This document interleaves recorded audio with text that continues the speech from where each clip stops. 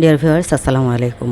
আমি এখানে নিয়েছি মৃগেল মাছ, রুই মাছ একটু ছোট করে কাটা, আর নিয়েছি শুকনো মরিচ, কাঁচা মরিচ, পেঁয়াজ, আদা, রসুন আর গোটা জিরা। এগুলো সবগুলো আমি একসাথে ব্লেন্ড করব। আজ আমি আপনাদের সাথে শেয়ার করছি মরিচ খোলা রান্না। নোয়াখালীর এটি একটি ঐতিহ্যবাহী রান্না। তো এটা খেতে আমার অনেক ভালো লাগে। দিয়ে দিচ্ছি লবণ দিয়ে আমি সবগুলো মশলা একসাথে যেগুলো দেখিয়েছি সবগুলো একসাথে ব্লেন্ড করে নিয়েছি। ব্লেন্ড করে নিয়ে অল্প তেল দিয়ে দিচ্ছি, আর দিয়ে দিচ্ছি ধনে গুঁড়া। ধনে আমার গোটা ধনে ছিল না, এই জন্য ধনে গুঁড়া দিয়েছি, আর হলুদ গুঁড়াও দিয়ে দিয়েছি। দিয়ে সবগুলো হাত দিয়ে ভালোভাবে মাখিয়ে আমি রেস্টে রেখে দেব প্রায় 1 ঘন্টার মতো, ঢেকে রেখে দেব।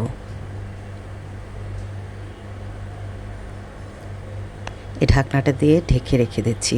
কেমন আছেন সবাই? আলহামদুলিল্লাহ, আমি অনেক ভালো আছি। চুলাতে হাঁড়ি বসিয়ে দিলাম। আমি 1 ঘন্টা রেস্টে রেখে নিয়ে আসছি এবার রান্না করতে।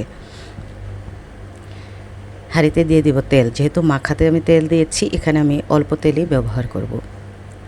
পেঁয়াজটা ব্রাউন হতে যেটুকু লাগে আমি সেটুকু। এখানে আমি কাটা পেঁয়াজও ব্যবহার করছি।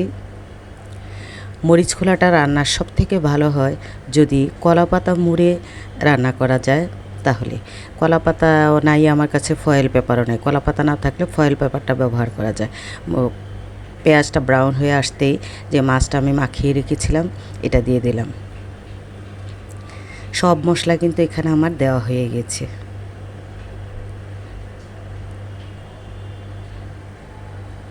এটা নোয়াখালীর মানুষেরা নাকি খুব খায়, বলে নোয়াখালীতে খুব জনপ্রিয়। এখন সারা বাংলাদেশের মানুষ এটা খায়। এটা আসলে রান্নাটা অনেক টেস্ট হয়, খেতে ভালো লাগে অনেক। এইদিকে আমি ঢেঁড়স বাজছি, ঢেঁড়স ভাজা করব।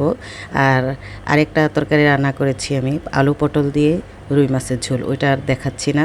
আজ আমি মরিচ খোলাই আপনাদের সাথে শেয়ার করছি।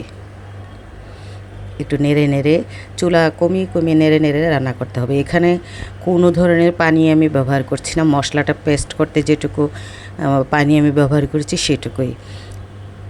ভালোভাবে কষানো হয়ে এলে আমি 3টি টমেটো আবার পেস্ট করে রেখেছি ব্লেন্ডারে জারে রেখে দিয়েছি।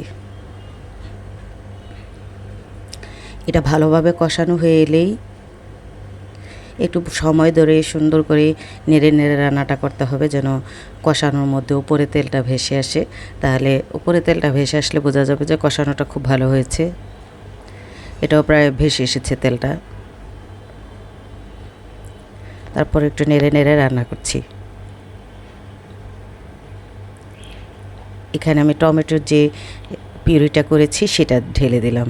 কেউ পিউরিটা চাইলে স্কিপও করতে পারেন, তবে আমার টমেটো পিউরিটা দিলে ভালো লাগে। আমি যতবারই রান্না করেছি টমেটো পিউরিটা দিচ্ছি, এই জন্য আমার অনেক ভালো লাগলো।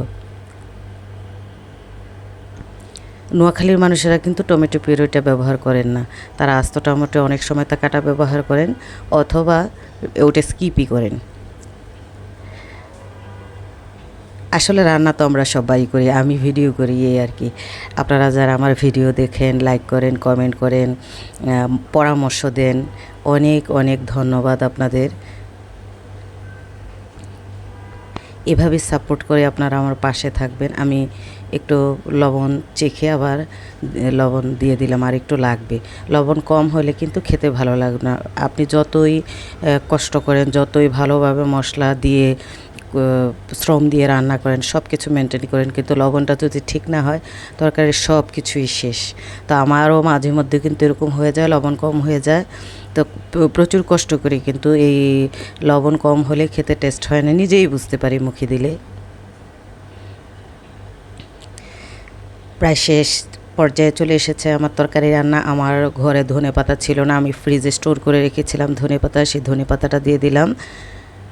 এটা হচ্ছে আপৎকালীন সময়ের জন্য, যখন ধনেপাতা ঘরে আনা হয় না তখন আমি ডিপ ফ্রিজের এটা বের করে দিই।